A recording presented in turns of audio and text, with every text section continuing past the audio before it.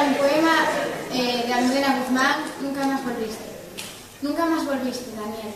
Desde entonces ya no hubo patio, ni baúles con especias, ni la luz posó sus labios en los membrillos del aparador. Y en vez de tu cuerpo fue la fiebre, la humedad, el tremendo cansancio, fluyendo de los frascos de perfume. Por la tarde se me caía el cabello, en un charco de polvo. Por la noche alertaba con los nudillos el ventanal del cuarto.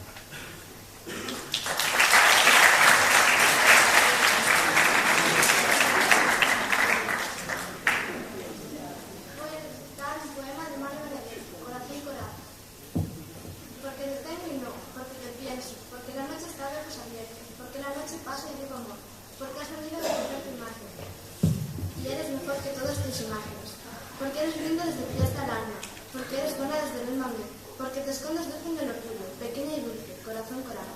Porque eres mía, porque no eres mía, porque te miro y muero, y peor que muero, si no te miro, amor, si no te miro.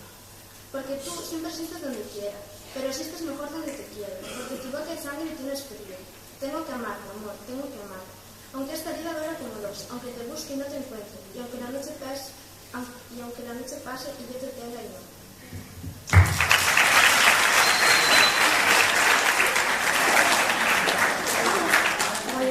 Te quiero de este mundo. Te quiero, te lo he dicho con el viento, jugueteando como animalillo en la arena o iracundo como algo tempestuoso. Te lo he dicho con el sol, que dora desnudos cuerpos juveniles que sonríen todas las cosas inocentes.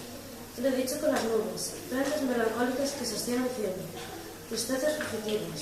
Te lo he dicho con las plantas, leves criaturas transparentes que se cubren de rubor repentino. Te lo he dicho con el agua, vida luminosa que ve en el fondo del sombra. Te lo he dicho con el miedo, te lo he dicho con la alegría, con el hastío, con las terribles palabras. Pero así no me basta. Más allá de la vida, quiero decirte con la muerte. Más allá del amor, quiero decirte con el olvido.